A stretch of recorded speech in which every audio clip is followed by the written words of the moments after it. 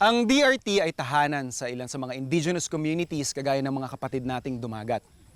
Doon nanggaling yung makakasama natin sa food adventure natin na si Kuya Sunny at si Ma'am Lerma na meron ding pinarana sa akin na kakaibang food experience. Kuya Sunny, dito kayo nakabase? Dito sa lugar na lang? Sa Pambulak. Gaano po kalayo dito yun?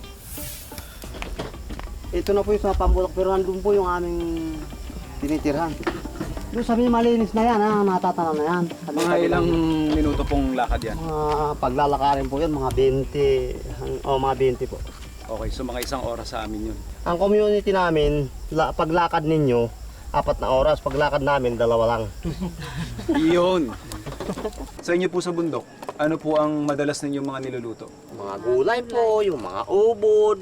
Ito po ay balat ng puno ng Nang aga. aga po. Ano ba si Taga? At tangay sambayawak sa Tagalog yan. Bango naman. Tapos ito po, paano nyo po ito naihulman ng ganito? Pinaiinitan po muna, di ba? Pinapainitan. Okay. Tapos, ano pong iluluto natin dito? Dito po tayo magluluto Bigas. Bigas. ng bigas. Alam ko yung sa kawayan, sa buho ng kawayan, pero hindi pa po ako nakakasubok. Hindi ngayon lang po kayo makakakita. Oo. Tapos ito po magagamit ng paulit-ulit? Kuwan lang po sa disposable. Like nga sa Isang beses lang. Isang beses lang. Paano pong lasang na ibibigay niya sa kanin? Wala naman po siyang lasa na naibibigay sa kanin. Medyo, yung tawagin lang namin, medyo mapakla. First time ko po itong ma-experience at first time ko makakatikim ng isinaing na kanin sa balat po ng ano? Ng aga. Aga. Ano to, Kasani? Biloka. Maasim yan. Sa amin na bilokaw. Yan Sa lang po Tagalog ang- bilokaw, sa amin belokok. Balokok? Yan lang po ang aming ginagawang pang-asim. Kasi wala po mga suka sa amin.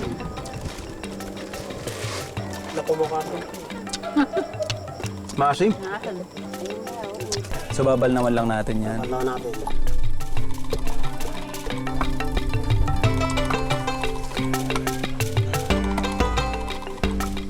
Marami ang Kasani. Hindi po Hindi yan natin lalahatin, oo.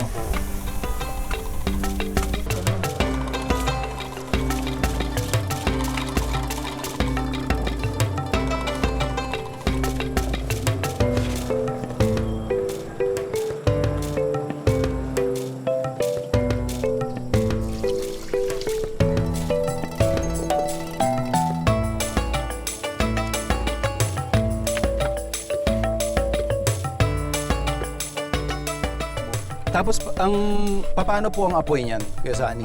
Kailangan malakas o baga lang? Okay lang yan. Unang habang nakasasalayan dyan, gagawin ko na yung sa manok. Okay.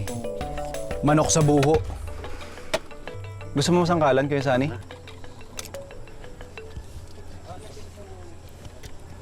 Yung luya ba, Kuya Sani? Gusto mo tadtad o pitpit lang? Pinipit lang. Pag nagluluto ba sa buho, anong kailangan kwan? Kailangan ba siksik na siksik? Hindi pwede. Kailangan maluwang sila sa loob. Kailangan medyo mapabilis yan. Okay. Lagyan lang po natin ng luya. Parang kasi, yata isang manok yan lang.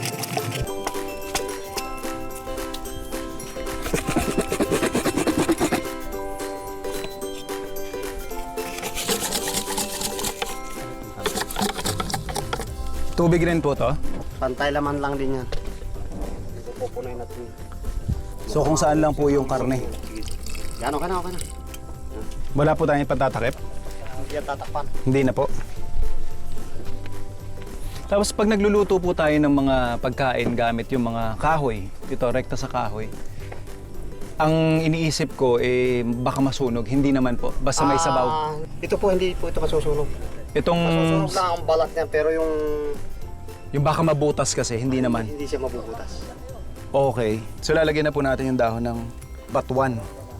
Batuang ba to? Bilokaw.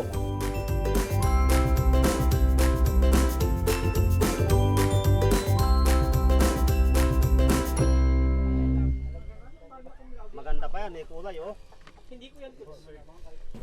Lalagay na doon sa... Lalagyan na natin sa dahon. Okay ba, Chef? Maganda yung pagkakasaing. naman po sa sinahin talagang may totoo. So ito yung tutong niya. Kulay red. Yung tutong niya, hindi kagaya pag niluto sa kaldero na matigas. Ito, makunat lang siya. Pero saktong-sakto kasi may sabaw tayo. Ito yung kakainin ko.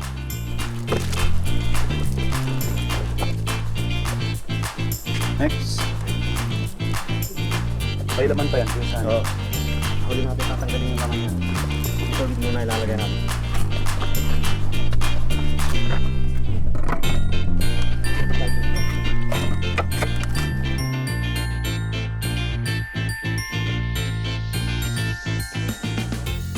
Bakit po natin nilipat yung sabaw dito? Sayang yung sabaw kaya yun Siyempre. yung ulamin.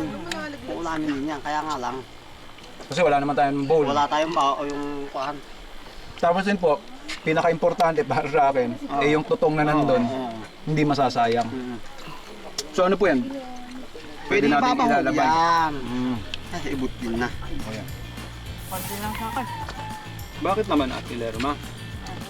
Diet. Diet. Tapos yung kanina nakakala natin kanin na mahihilaw. Ganda na sa akin. Kaya man. Okay naman. Ay.